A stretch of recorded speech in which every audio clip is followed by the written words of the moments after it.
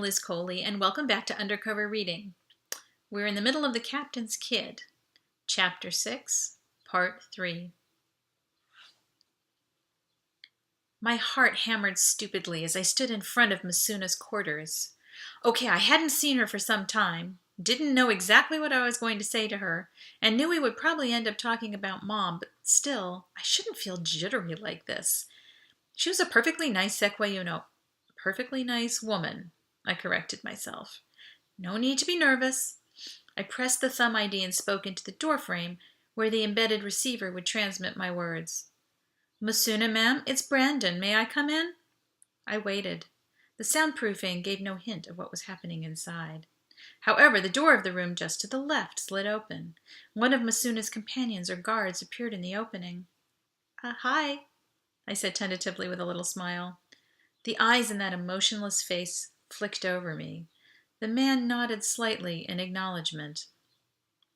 Masuna's door slid open. She stepped into the corridor and lifted a hand toward him. It's fine, River Swift. I welcome the young man. As River Swift withdrew into his own room, he pinned me with his steady gaze. Try as I might, I couldn't interpret his parting look. I thank you so much for your visit, Brandon. Masuna gestured for me to join her in a room almost identical to ours. Almost, because she had altered the hotel sameness of her own room with a colorful rug on the floor, the browns, grays, and reds woven into a geometric pattern. A second rug draped across one of the couches. On a low table rested 2 ceramic pots in the natural yellow, ochre, orange, brown, and brick colors of fired clay. 3 flattened woven baskets or platters hung above the second couch. These things are beautiful, I said. I've never seen anything like them. Are they from Esperanza? Masuna shook her head and smiled. No, my dear. These are souvenirs of my time with the Dine brothers and sisters on Earth. Your kind father allowed me to exceed my luggage allowance in bringing them aboard. Among my people we have a pottery tradition. The clay soil of Esperanza does permit that. And we have lovely basketry, very similar to these. The native grass is quite useful for hand weaving, but we've lost the loom arts. She gestured somewhat sadly to the rugs.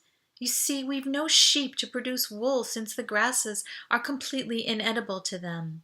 That whole aspect of our culture was left behind during the great step outward. Wow, that must have been strange, I said.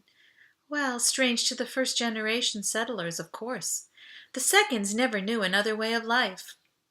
Didn't they hear the stories, though? Masuna inclined her head. Yes, for a time. But some stories cease to make sense once the cultural references are absent. Once they cease to make sense, they cease to be told. Only those who study lost and foreign cultures, such as I, keep track of them, so they won't be lost for all time. Story collecting. That's quite a job. I bet it's interesting. A study of other peoples is a great fascination to me. How we can grow so different yet remain so alike in our hearts. It's a great mystery. What do you mean? I asked. Well, take for example a commonality to all cultures, no matter how far flung. The love of our grandchildren. Humans are one of the very few species that even recognizes the kinship of grandchildren, and we seem to have a very special place for them in our hearts, separate and apart from our own children. Do you have grandchildren? Why, yes. Yes, I do. She touched the wall screen in the sitting room and an image of 3 miniature sequoianos appeared. I call them my 3 blossoms, sunflower, moonflower, and cornflower. Adorable. I glanced back and forth between the enraptured look on Masuna's face and the odd-looking little urchins posing for an image. Somehow I couldn't fit them into the adorable category. I felt that faint stirring of annoyance at myself again. I should be able to look past the nostril slits and leathery skin. Cute, I said faintly, trying hard to believe myself. Oh, my dear, I'm not being hospitable. Please sit. She indicated the sofa, and I promptly sat. I don't have much to offer in the way of food. She held out a small bowl. Would you care for a few locust chips? I've carefully rationed my supply of home food as a special treat. I silently ordered my stomach to leave my throat and resume its usual position, locust chips. No thanks, ma'am. I've recently become vegetarian. Oh, excuse me, I'll put these out of sight then. I hope I didn't offend. No, no, not at all. To each his own, I quoted. The words echoed strangely in my ears, making me vaguely uncomfortable. Masuna sat right next to me and examined my face with a slight smile. You are an intriguing young man, Brandon. It will be so interesting to see your parents melded and expressed through you. She reached up to my face and covered the left side with her hand. I looked back at her through my right side brown eye, not flinching at all. Ah, she said. Now there I see your father, affable, understanding, humorous. This is your outer self, revealed through the right side. She switched hands and covered the right side of my face, so only my blue eye could show. Now I see your mother, strong, determined, principled, aggressive even. Your inner self is revealed through your left side. Really? That's like Mom? Aggressive? First it turns out she had preferences and tastes I knew nothing about. Then it turns out she had a personality I couldn't remember. From the depths of my mind came an echo of a children's story one Aunt Manda read to me over and over again. Once there was an odd, scrawny little bird who hatched and fell out of his nest without ever meeting his mother. He asked all the creatures and machines he met whether they were, in fact, his mother. In despair he wondered, did he have a mother? And he answered himself, I know I did. I have to find her. I will. Aunt Manda had always given me a special squeeze at this part of the story. She always told me how much longer till Mom and Dad would come home again. And I had always laughed because I knew that the mama bird was just behind a rock out of sight and that they would be happily reunited at the end of the book. If only life were like stories. Tell me about Esperanza, I blurted. Stop me before I become totally morose. Those were magic words to someone who had been away from home for so long. Masuna spoke lovingly of the planet, the vistas of tall, yellowed native grasses drying in the sun, the sparkle of the relentless sunshine on the ocean, the fantastic night sky dominated by the large moon and its tiny sister. The nearest planet swelled from a pea to a grape in the complicated dance of their orbits. As she spoke of the Sequayuno villages, I erased my mental picture of a backward, impoverished, insect-eating people. Yes, the villages relied on agriculture and handcrafts for many things, but they weren't pre-electrical. Wind and solar farms provided power for cooking, lighting, cooling, schools, and their own information web, which was updated every 25 years during resupply. These weren't unsophisticated people, and the fact of their gradual starvation and dwindling population was in spite of the efforts of their best minds. I was still troubled. But it sounds like you truly love your homeworld, I said. Do you want to leave it? Want to?